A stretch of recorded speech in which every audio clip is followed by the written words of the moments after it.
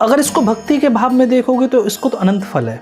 भागवत जन्मांतरे भवेत पुण्यम तथा भागवतम, जन्म जन्मों के पुण्य उदित होते तब भागवत मिलती है हमें, तब भगवान की कथा मिलती है।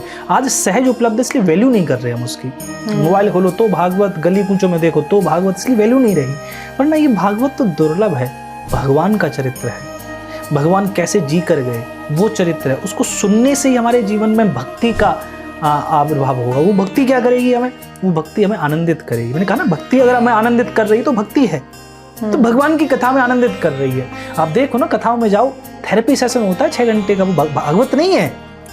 हमारे यहाँ तो गांव में तो हम 6 घंटे 7 घंटे कथा करते हैं, वो थेरेपी होती है गांव के लोगों के लिए, शहर के लोगों के लिए वो थेरेपी जैसा होता है। इसलिए इस देश में आप देखो कौन जा रहा है थेरेपी लेने के लिए।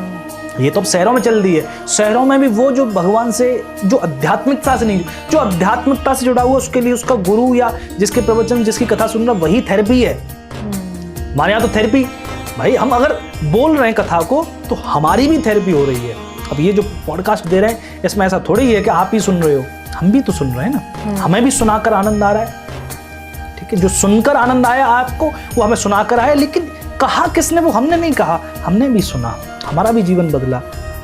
दृष्टा होकर देखोगे तो ये कथा का आनंद है। कथा, इसलिए हमारा देश अभी तक बोराया नहीं, इतना पागल नहीं हुआ, क्योंकि कथाओं ने रोक रखा है इसको।